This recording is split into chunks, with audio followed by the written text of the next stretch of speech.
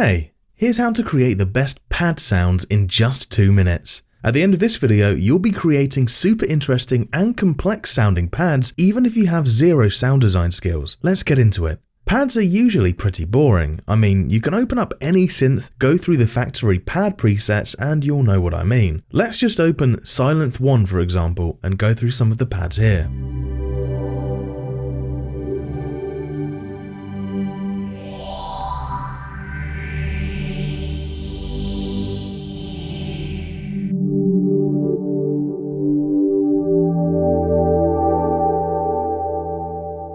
As you can hear, simple pads but pretty boring. Now, pads are typically simple and boring on purpose. They often sit in the background of the mix and are deliberately subtle. But this is not a mixing tutorial. So after 10 years of sound design and creating hundreds of pads, here's our quick and easy technique for creating less boring pads. The technique is quite straightforward. We're essentially just going to resample an ambient sample into a pad. That's it. Here's what I mean. In our free FX toolkit, we have a bunch of these ambient samples. In other sample packs, these may be referred to as atmosphere or drone samples.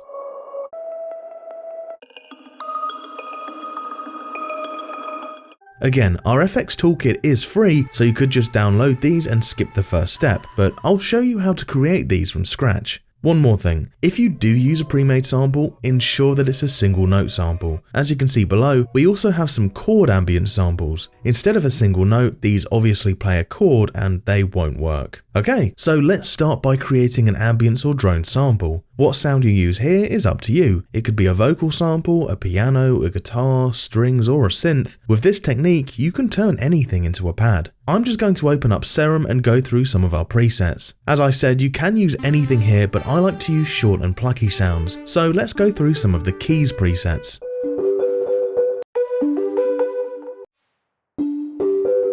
Let's go back to this one, the Circuit Celeste. That one sounded cool. Let's hop into the piano roll next and place a bunch of random C notes. I also like to do octave jumps here, so I'll sprinkle in a few C6 and even C7 notes.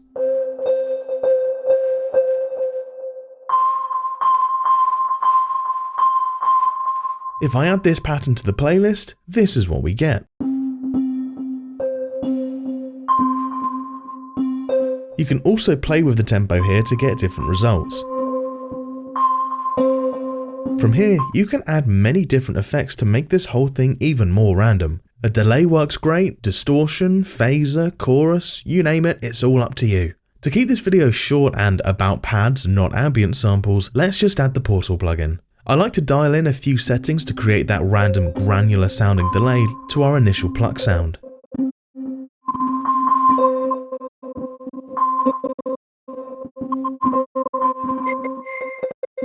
I'll also adjust the mix slider here a bit so the delay is not quite as intense. That's it. Next we'll add the Fruity Convolver. This is the secret plugin right here. Again, this video is about pads and not convolution reverb, but to keep it short, a plugin like this essentially allows you to capture and replicate the reverb of various spaces and rooms. But we're actually not going to use it for that at all. Instead of a reverb impulse, we will load a white or pink noise sample into this plugin. This will create that huge blurry reverb that we're looking for. Luckily, the Fruity Convolver plugin comes with 2 presets for this, Blur Pink and Blur White. The white noise will sound a little brighter, but I feel like the pink noise usually gives better results, so we'll go with that. If I play everything now, we get this.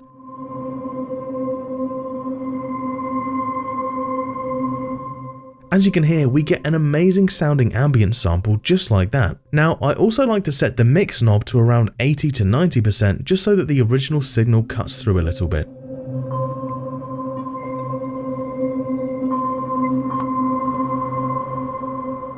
I'm going to add one more thing after, an EQ. I'm just rolling off some of the low rumble here.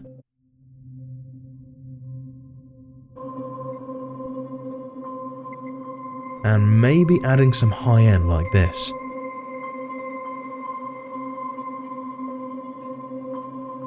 That's it. Let's export the whole thing to audio. Alright, let's take the audio sample and adjust it a little. To do that, I'll open it up in Edison, which is FL Studio's audio editor. Since the convolution reverb takes a second to kick in, the beginning of the sample sounds quite dry.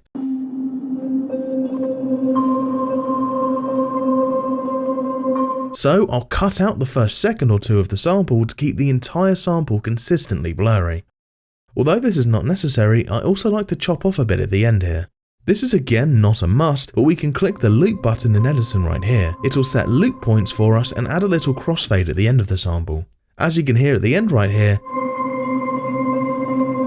once the sample ends, it starts at the first loop point again with no clicks or pops. This allows us to play back the sample infinitely long. That's it, our ambient sample is done.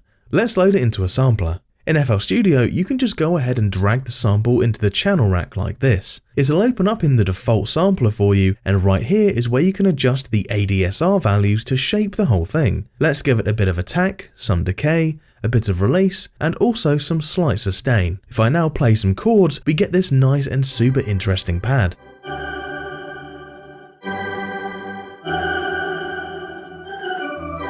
This is pretty much it. But what I personally like to do is load this whole thing up in Serum. That's right, Serum. In here we have two oscillators that we can play with. Use all these LFOs down here, add the filter or the built-in FX. Let me show you. First, let's turn off oscillator A, which is on by default, and turn on the noise oscillator. In Serum, this is just a sampler that plays white noise samples. However, we can load up any sample here, so let's take our ambient sample and drag it over here.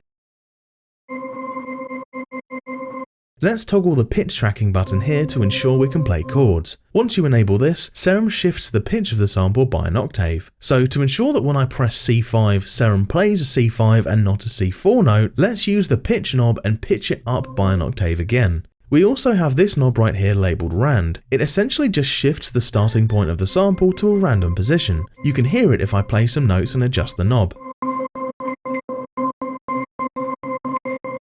This will make the pad sound much less static and more random and organic. However, to avoid pops and clicks, you'll want to give your pad a bit more attack than usual. I'll adjust the envelope settings here anyway to shape this ambient sample into more of a pad sound. A long attack and a long release like this always works.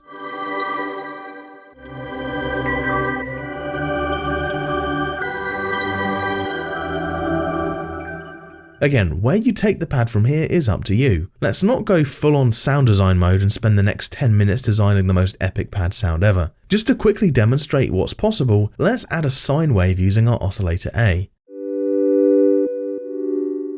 We could add an LFO here to the fine tune value to create a pitch wobble effect. Let's also crank up the voices. And head into the global settings to turn down the width a little. Together with our ambient sample, it sounds like this.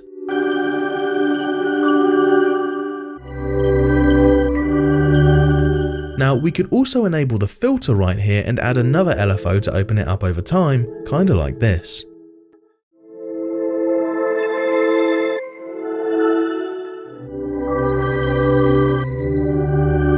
Let me also quickly go through some of the FX and add a bit of distortion, delay, reverb and so on.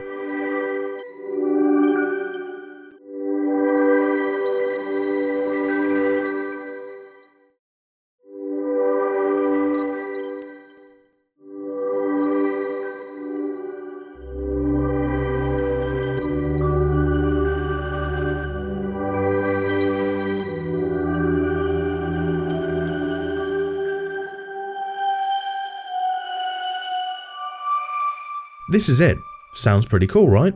If I had not paused and explained every step, this whole process would have taken me less than 2 minutes for sure. And what did we get? A super cool and unique sounding pad. Not only do you get interesting pads quickly using this technique, but it also allows you to essentially turn any sound into a pad, which is pretty neat. Now, creating cool pads is one thing, but how do they sound in the context of a whole mix is probably what you're wondering. I've pulled up the stems of one of our synth loops. This one's from our Porter Robinson inspired Nurture sample pack. I'll play the Vox pad stem right here.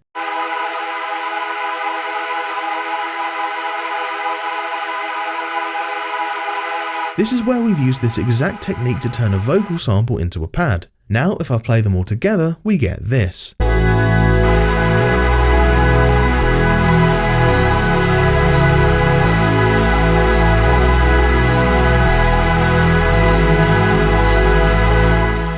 Here's another good example. It's the 4th loop. I'll solo the stem again just so you can hear the vocal pad first.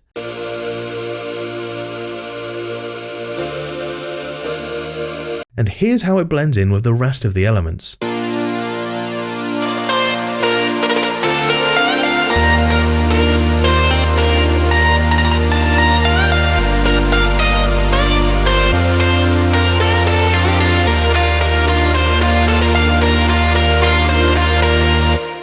Sounds pretty amazing and unique if you ask me. I'll quickly play some of our own Serum pad presets where we've used this exact technique. These do sound a bit better of course since we've spent quite a bit of time designing and refining them.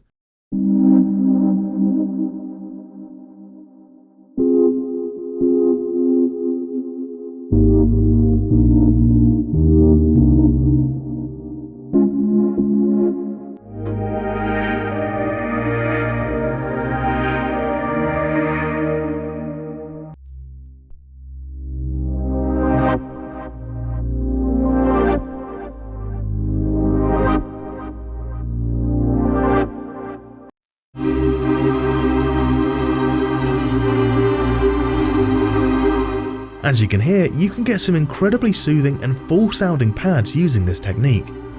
But yeah, that's pretty much it. That's how you can easily create pads which are not boring. Bye for now.